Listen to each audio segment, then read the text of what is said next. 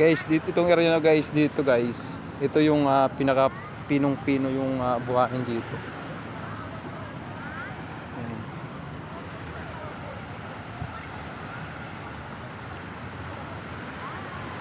Yan. Mas marami yung mga turista doon. Doon banda.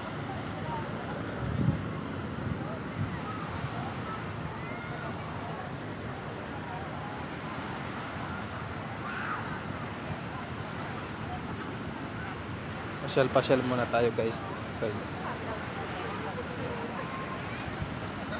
Yan mga ano yan guys, mga bangka na yan. Piniplitian yan.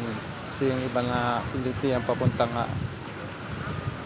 na ng dagat para mahuli mga minuit.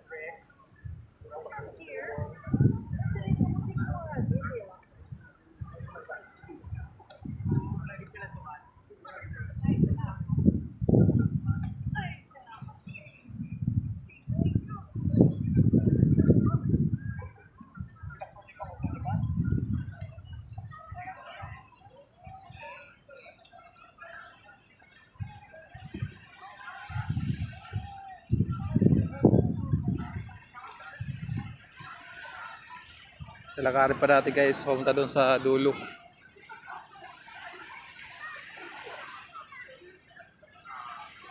Mas maganda dito guys pag mga alas 5 na. Halos dito guys ng mga space na yan ay wala nang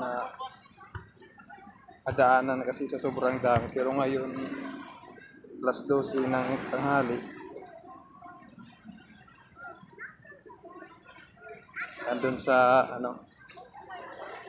kanilang isto.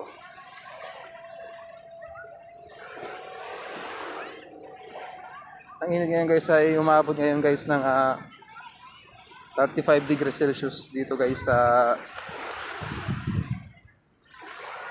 Boracay.